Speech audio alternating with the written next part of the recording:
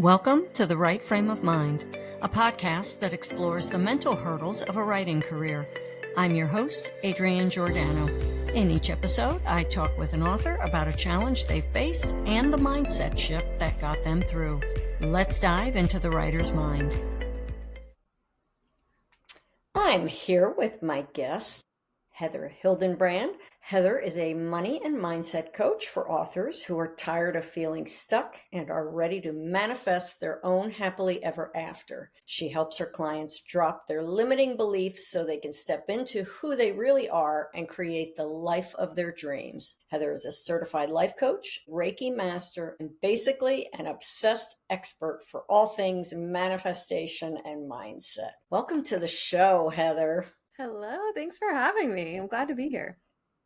I'm so excited to chat with you today. Do you want to start? I know a whole lot about you because I get your amazing newsletter all the time. It's one of the few I open regularly. I saw one pop in this morning. Haven't gotten to it yet, but I will. Yay. Do you want to kind of give everybody just a little bit about your journey as an author and how you got into coaching and manifestation and all that good stuff? Yeah, sure. So I've actually been an author, paranormal romance, fantasy romance author since 2011 was when I first published. A little while, got like almost 15 years under my belt now. Yeah. So I don't know, it's probably still a baby to some, but I've been around for a minute. Love it. I've been doing that full time for the duration. And so that's really exciting, really grateful that gets to be my job. And I got into self-development for like personally because I needed something, in my personal life. I had a lot going on and I was just kind of struggling. And I was like, I just need, sort of looking for answers and like going to therapy and stuff like that. And so I really just kind of did it for myself at first and really used all of the tools and stuff that I learned to help me move through stuff from my past, and then I think it's just how I'm built. Maybe it's how I'm built. Maybe it's that and a combination of just like destiny or fate or, your purpose or whatever. But I ended up just really loving it. I found this teacher who did coaching in a way that was like energy work included. And it was different than anything I had ever experienced. And it was effective. And I had been in therapy for years and I love therapy, but it just felt like a lot of things were getting stuck inside me and not really moving through. And I was really desperate to feel better. And when I found this method, I guess, I was just so kind of like shocked that it worked. Like I was like, I feel better. This is really awesome. And my first thought was, I want to do this for other people. So again, maybe purpose played into that. And I ended up loving it as much as I love writing romance. So I have no inclination to stop either one. Some days I'm not really sure if that's wise because I'm really running two very busy, successful companies essentially. Yeah. But I'm doing both. I'm still publishing and I love that. But then I also have the coaching, the nonfiction side where I work with authors. That was my first client base. It's still my main client base because that's my friends, and these are other creatives are the people that for 15 years I'm seeing are also struggling like me and, doing it anyway, right? Like we struggle with these things in our personal life, but we torture. Do it anyway. Yeah, we show up and we write a book under deadline, even in the midst of like terrible life circumstances and things were juggling in the background. And so these were people that I was like, I want to help and I can see need support. So yeah, I work with authors and I do private coaching and then we also have courses and I have a newsletter, like you said. So it's been really fun to build all of that. Yes. Yeah. I love the newsletter. It's always something that it makes me think, and I mean, I'm into all the woo-woo stuff. I love the Reiki and energy. There is just, and it took me years to figure that out, that how I'm an empath, right? So I suck up everybody's energy in a room. Mm-hmm. And I never really understood that until I started getting into energy work and just knowing yourself and knowing, how much you can, like, going to conferences, right? When you walk into a room and there's 400 people in a room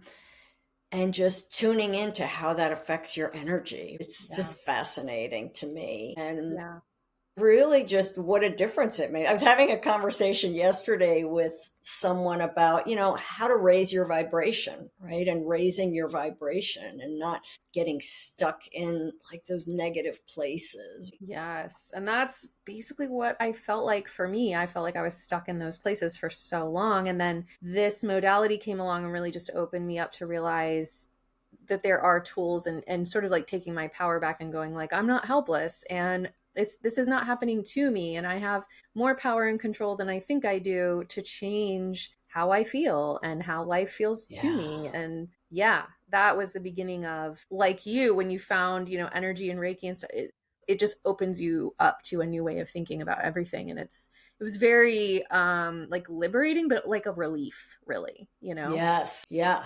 Well, and just to understand that about yourself, right? Why in a Mhm. packed room you suddenly feel a certain way, whether it's good or bad or whatever it is, and just understanding that about yourself. It's just, yeah, Yeah. love it. Yeah, Yeah. love it. So last month you sent a newsletter about people being mad at you, and the particular email was about, it was the topic was AI. And Mhm. I want to get it right because I want to read this part because it really resonated with me. You talked about posting more selfies, writing captions that are more vulnerable, saying things I used to hold back, not because I need the internet's approval, but because I'm learning to approve of myself so fiercely that no one else's opinion can touch my worth. And I think as writers, like I said, this particular email, I think the topic was about AI. It started out, but I think just in general, I feel like writers, especially in today's climate, right? We're always, not always, but when we post things, you said it, when you're posting online, thinking about how will it be perceived and what Mhm. will the blowback be. Yeah.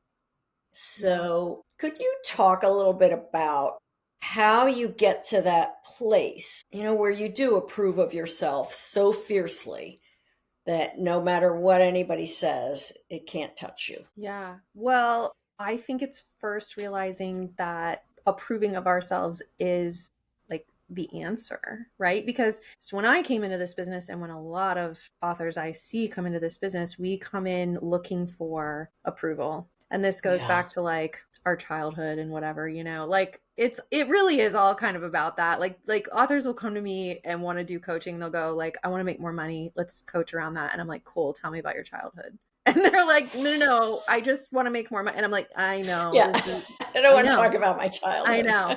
Sorry, that's the work. But so we, and our industry, especially, think about it, the way it's set up, it's like a trap, right? Because it's Yeah. set up for us to want accolades and the print, the deal with the big publisher, and to hit the New York Times, and to be seen online and be the visible success, right? Like our industry is set up with these kind of benchmarks already in place, so it's Yeah. like moth to a flame. If you want external validation and approval because you didn't get that when you were a kid or whatever, come be a creative, come be an author. Yeah. It's like not even fair. And so, yeah, coming into this, I was definitely still somebody that was kind of looking externally for that, right? And obviously, approval is just an extension of love and acceptance. And so, first learning that the way we can heal from that or change that is we don't need to go back to those people who denied that in the first place and beg them Yeah. for it and make them give it to us.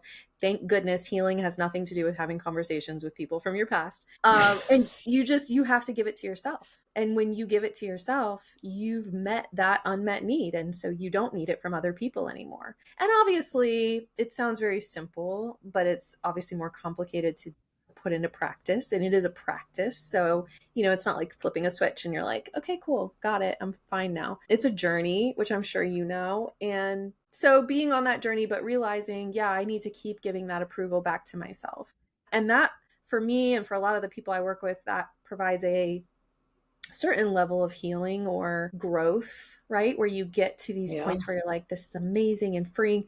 And like, it's interesting, when I got to that place where I really felt like I had turned that over in myself, all my goals changed. That's how I knew. that I was chasing them for that reason.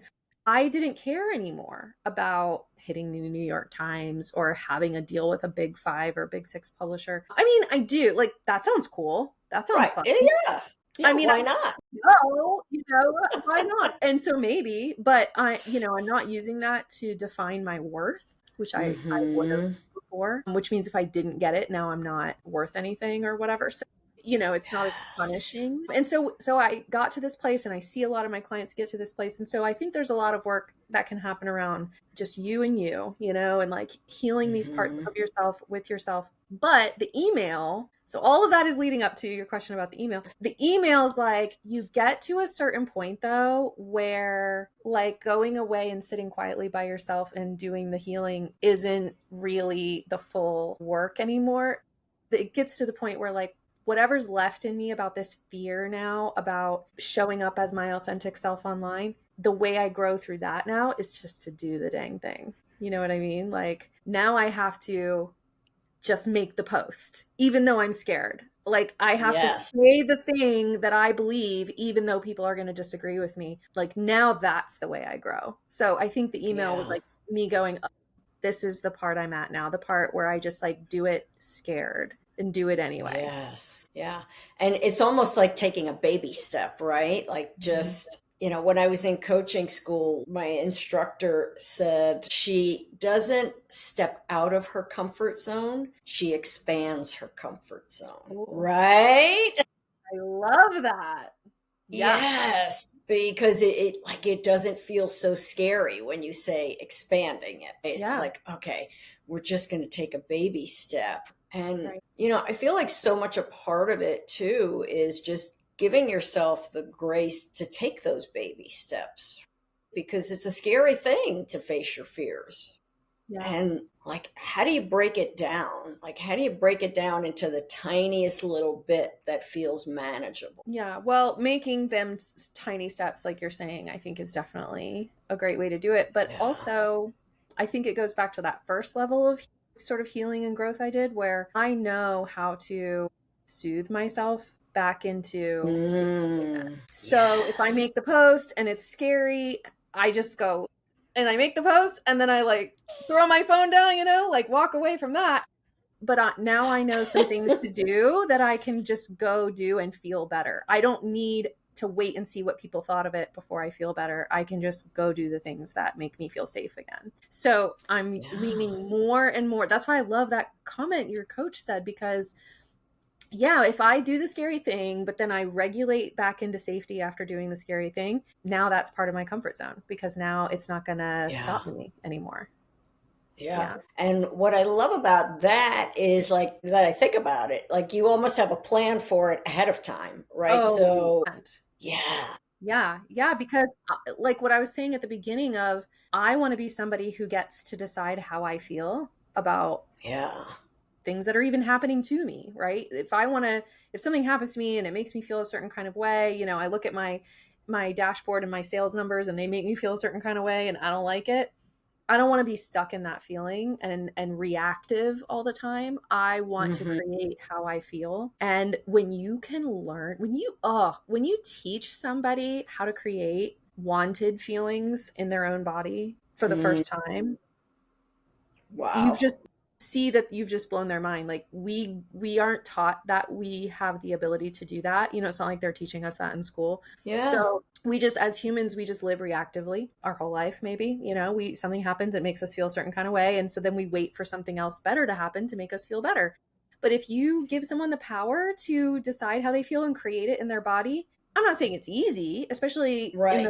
face of stress, right? And we all live under a certain amount of stress, but it's like a muscle and you can get better at it. And that's freedom. Like when I don't have to Hmm. rely on some outside thing to just hopefully happen at some point soon to feel good, then I'm back in control. And that's so freeing to me. Like I would take that any day of the week. Yeah. Yeah. And almost knowing what the trigger is.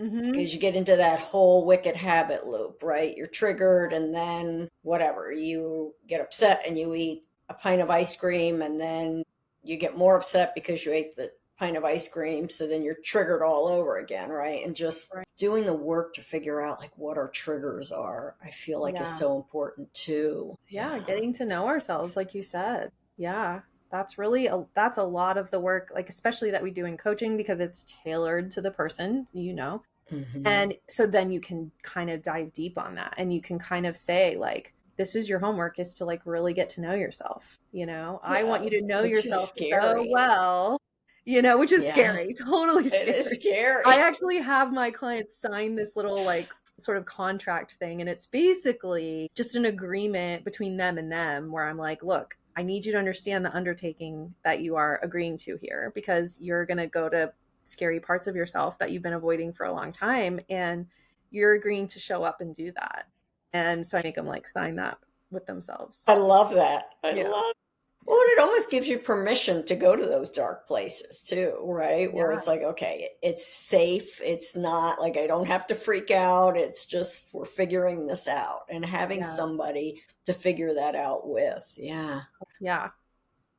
Yeah. So, what would you say, like, if I asked you, looking back on pre published Heather, before you got into all of this, is there like one piece of advice you could share with listeners or newer writers about navigating, a 15-year Mm. career? Yeah. So, yeah, I mean, it's something I talk about a lot in coaching, which is this is the thing I wish, as even like a business person, much less a creative or a human, is taught your belief about how you think this is going to go is what determines how this will go. It's not Yes. your effort. It's not even how good of a book you write. It's not. It's not. I'm sorry, but it's not because, and I think we can all agree, like, we've all seen books on the bestseller charts that we've opened and tried to read and was like, what? You Yeah. know what I Yeah. mean? Like, we're like, this isn't even good.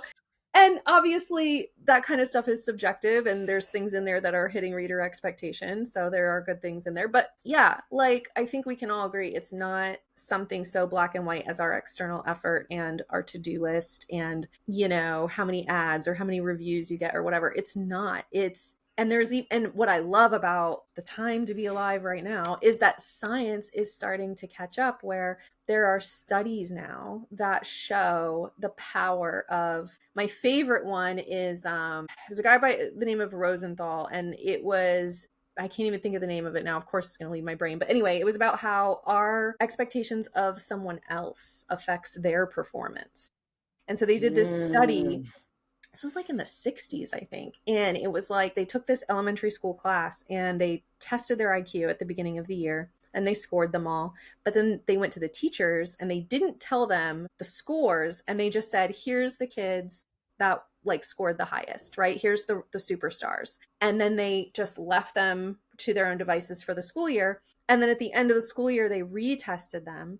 And the kids who improved the most were the kids who the scientists identified to the teachers as the superstars, even though those weren't really the kids that tested the highest. Wow. So it was like Yeah. how we're treated by our Hmm. expectations and the expectations of those around us directly affects our performance. And that was kind of one of the kind of pillar studies about something like this, right? But there's more happening now, more and more. And I just think it's so interesting. And if you come at it from a place of energy and manifestation, Hmm. law of attraction, the law says you attract what you are a magnet to or what you're a match to, right? So if you believe I'm not really that good of a writer, I'm not really Yeah. good at marketing, I'm terrible with money, I'm terrible with ads and promotion, what do you think you're going Guess to get? what?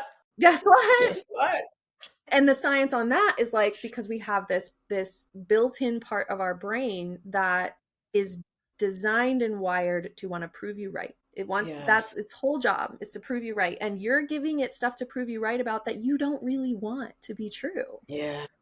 So what if we change what we tell it to be right about? What if we said, and I know it's a stretch if that's where you're at to go from there to I'm great at ads, right? When Right. you can't even run a single ad, right? But obviously, so in coaching, we work on things like bridge statements, Hmm. like what if I was good at ads, or why? My favorite, one of our other coaches, Amanda, her favorite way to phrase it is ask yourself why you're so good at something or why something worked out, because your brain will want to answer that too. I wonder why I'm so good at ads. And then your Yeah. brain's like, I guess we have to figure that out.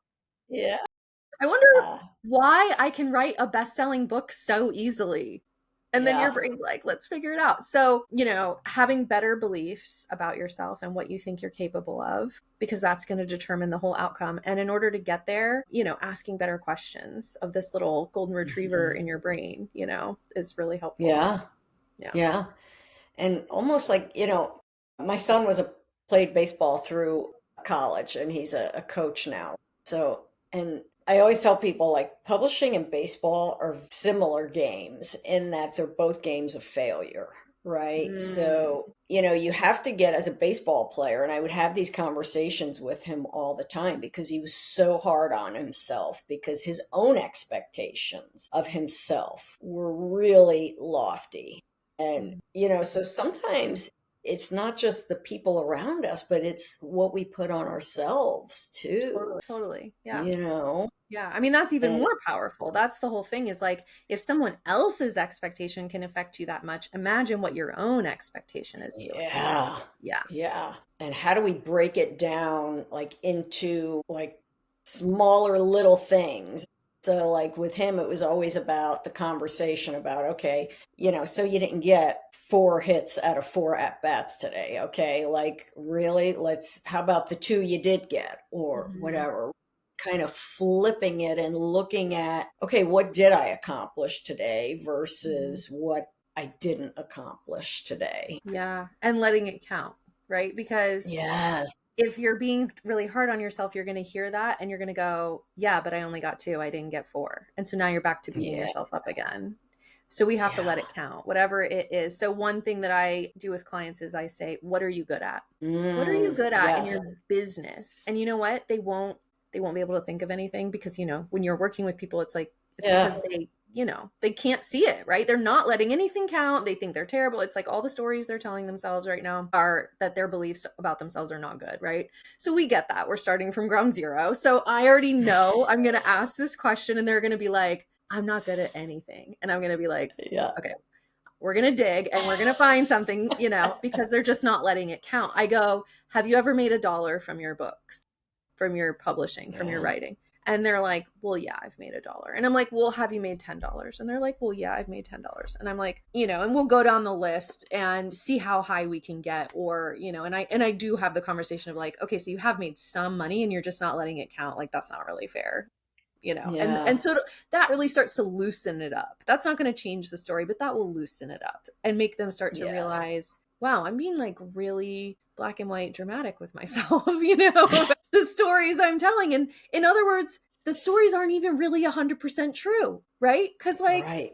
you're good Oh my enough to have gosh. brought in a few Right. dollars, or whatever. And so, but usually where we get to is I'll go like, look at your data. Look at your data. They're not looking at their data. They're not looking at their money. They're not looking at their dashboard because it doesn't feel good. But I'm like, just look. And I'm like, okay, have you ever, done, and I'll name like 2 different kinds of promotions. I don't know how specific you talk business on here, but like I'll be like, have you ever run a BookBub ad? And they, yes. And then have you ever run a Facebook ad? And they're like, yes. And I'm like, well, which one got you a higher return? Like, which one did better? And they'll be like, the Facebook ad. I'm like, you're good at Facebook ads. Yeah. Tell yourself, based on your data and your experience, right? And your result, you could say you're good at a Facebook ad. You didn't lose money. It worked better than something else. Like, this is where we start, So you start changing the Yeah. stories and find ways to start building yourself up. And one of the ways I love doing that is finding things you can say that you're good at. And Yeah.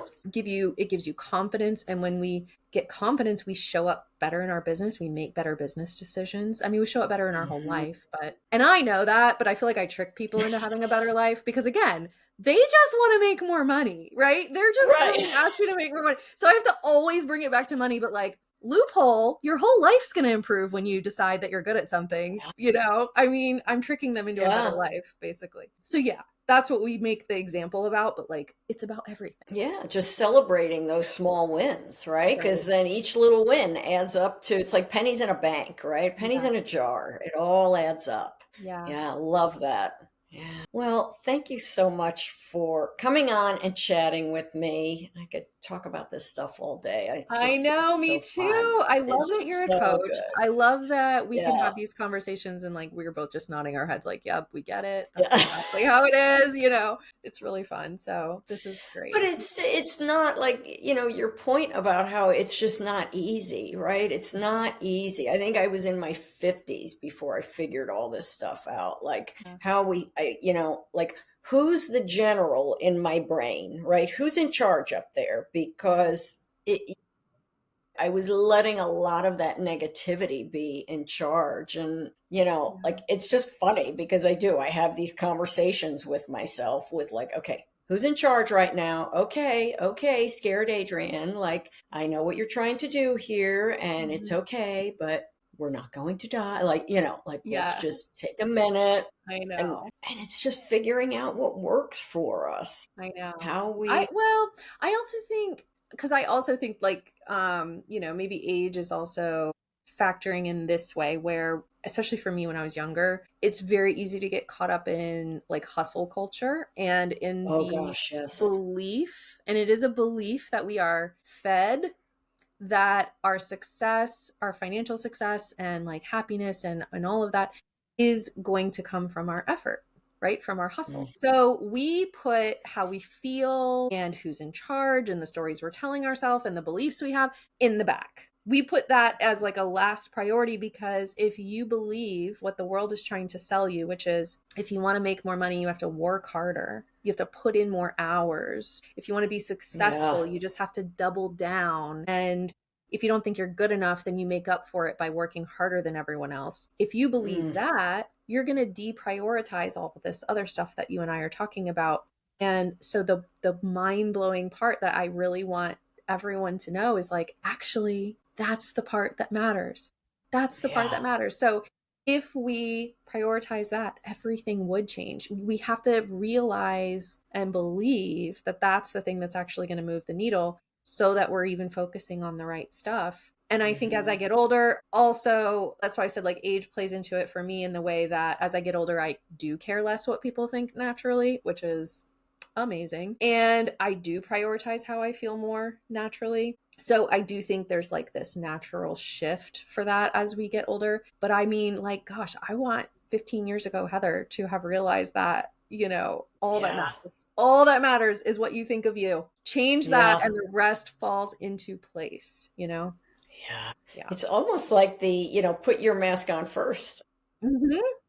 If you take Yep. care of yourself and, give yourself to the grace, like, because again, it's a journey and it's not like Heather has a great day every day, right? Right. It's giving ourselves the grace to have a bad day and like talk ourselves through it, figure out what we need to do to talk ourselves For through it. sure. And like having a bad day Yeah. doesn't mean that I now am less somehow. You know, having a bad day doesn't mean I'm not worthy or good enough or deserving. It doesn't change who I am. It doesn't change what I believe to be true about myself. One of my actual favorite mantras, again, for money, because this is again what everyone wants to talk about, is I can be rich and a hot mess, right? Because I love that. do you love that? Because I we we do. we put financial success on a pedestal and we think we can't do that until we have our stuff together and we think, you know, we essentially say to ourselves like I have to be perfect first. Like we Yeah. accidentally without realizing it say I can't have success or money or whatever until I'm perfect.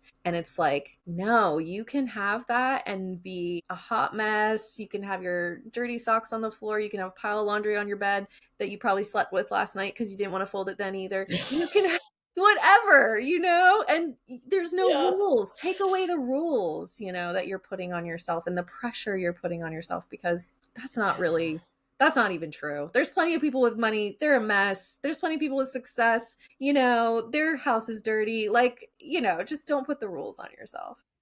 Yeah, it's okay. It's Yeah. okay. Don't put the rules on yourself. Oh, that's a good one. That just blew my mind a little bit. Yeah, I Yeah, think I'm love a rebel at heart. So that part comes naturally. I'm like, rules. And that was it. actually Yeah. that's another mantra that helped me with growth was going the rules just don't apply to me, right? Because Mm, we talk about we live in this society that kind of tries to hand us this money mindset or success mindset that well we just have to wait our turn, we have to put in our dues, we have to work harder, we have to, especially women, right, like we have to juggle yeah. more, be more, yada yada, right? There's a lot of belief around sacrifice. There's a belief around if we want to be successful then it's going to take sacrifice, or like we can't have it all, like Hmm.